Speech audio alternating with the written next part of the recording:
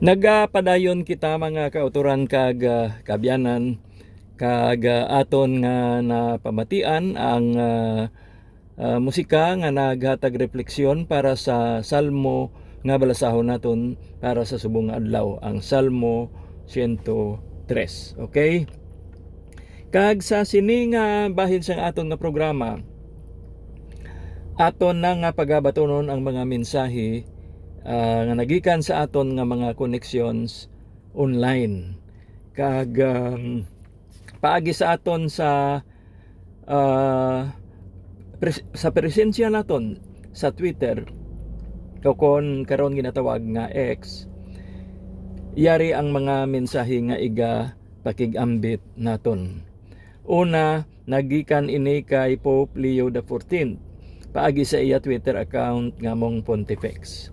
Ang mensahe nagasiling, magpangamuyo kita nga nagaululupod, nga kita mangintakos liwat nga makatuon sang discernment. Agod aton mahibaluan ang pagpili sing maayo sang mga alagyan sang kabuhi.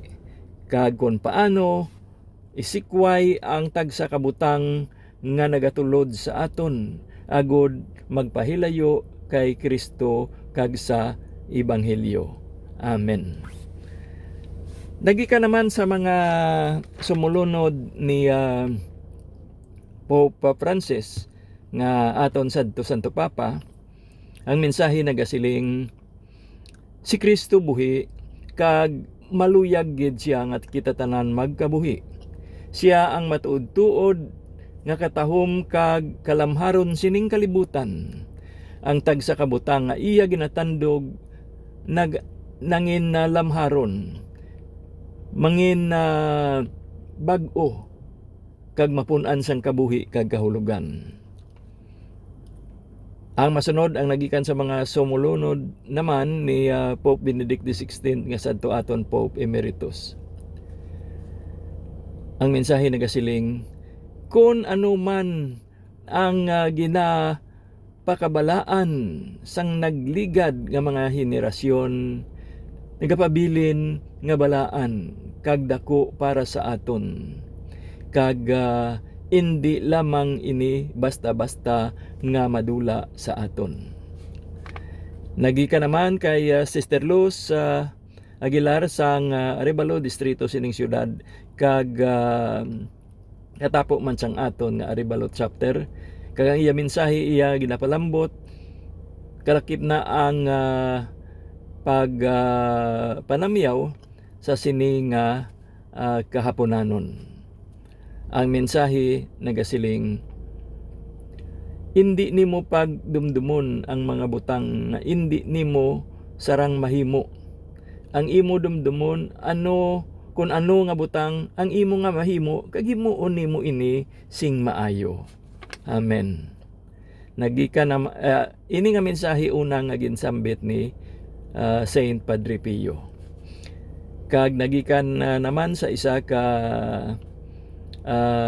opisyal sang simbahan, ang mensahe nagasiling, ipabilin sa imo memorya kag sa labi na gid sa imo tagipusoon ang mensahe nga nagasiling, ang Dios nagahigugma sa akon, nagahigugma siya sa akon sa walay katubtuban. Amen. Okay, mga malipot nga mensahe nga aton nga na share mga kauturan kag kabyanan. Kag sa sini nga bulan sang Hulyo, dumdumon naton nga aton ginapasidunggan ang aton nga mga lulo kag lula. Kag may yari kita nga isa ka mensahe nga napabutyag sa nga na play na naton ini sang tinalikdan nga ayhan pagselebrar naton sang Grandparents Day. Kag luyag naton nga iga pabutyag iniliwat.